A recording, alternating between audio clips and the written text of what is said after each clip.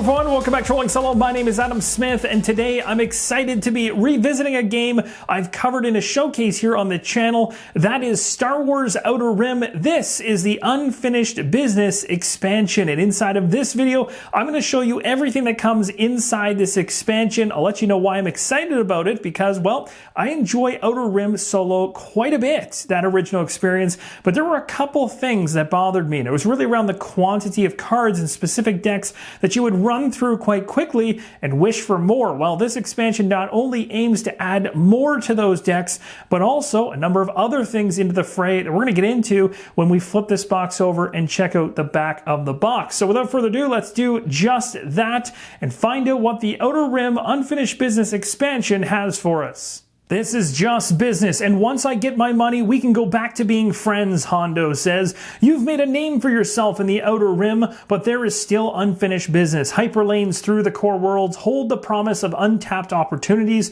The market is flush with new merchandise from valuable cargo to tools of trade. Just watch your step, because the latest crop of bounties is even deadlier, and your rivals are looking to take you down. This expansion for Star Wars Outer Rim is packed with more of everything the game has to offer, and this is one of the major reasons why I was so excited for it. More characters, ships, gear, bounties, jobs, encounters, dice, and more. Plus, 2 new tiles allow players to cross the galaxy by passing through the core worlds. Fire up your engines, it's time to get down to business.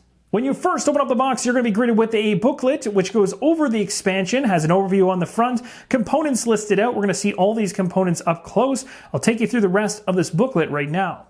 The first couple of pages go over using the expansion itself. Among its number of different things, you can add the following cards into the existing decks, and it mentions character cards, encounter, market, databank, and a number of other things into the fray. Your setup here is going to have core worlds involved, so you're going to want to keep your eyes on that. Rules for it all laid out as you move into page number 3 and onwards. Next up, we're going to see things for contact tokens, multiplayer jobs, opposed jobs, market action discards, rival contact icons, and rotating assets. And for those daring enough, there's some optional rules in here. We have things like favors and ambitions, things that you can add into your gameplay optionally.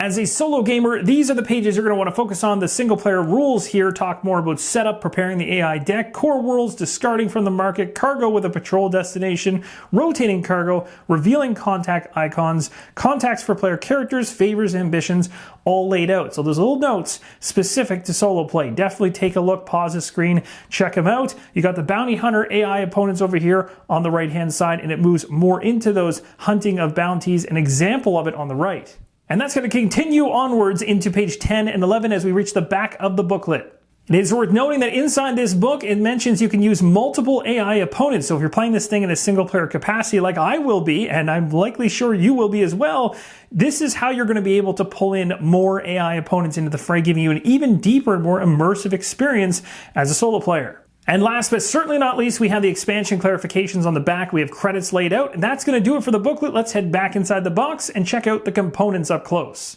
Here's a look at the punch boards that come inside the expansion. You have some new contact tokens up here. You see FET, you can see Bosk, you can see IG-88, Solo, and a number of others. We have some damage tokens down the middle, and then these ones on the outside, they are debt tokens. Removing that punch board out of the way, we now see the rest of the components here. We have the 2 core worlds end caps. You can see one here and one here. We also have a number of other tokens going on here. We have character standees for sure on the far right hand side. We also have some gold tokens here and some increased credit tokens around 10,000. Here's a quick look at the back of the larger punch board. That's going to do it for this. The rest of the box contains a lot more cards. Taking a look inside the box, we have a couple bags full of cards here. We're going to go through those a little bit later on. Then we have some dice here, as well as some standees. And underneath this compartment right here, we have some more items to go through. These right here are the ambition sheets. Let's go through each of them.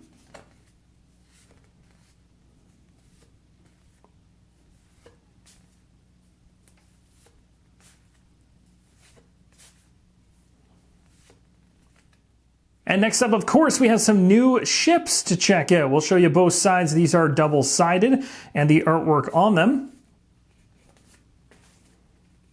You can see the varying stats across them and abilities, as well as the different slots.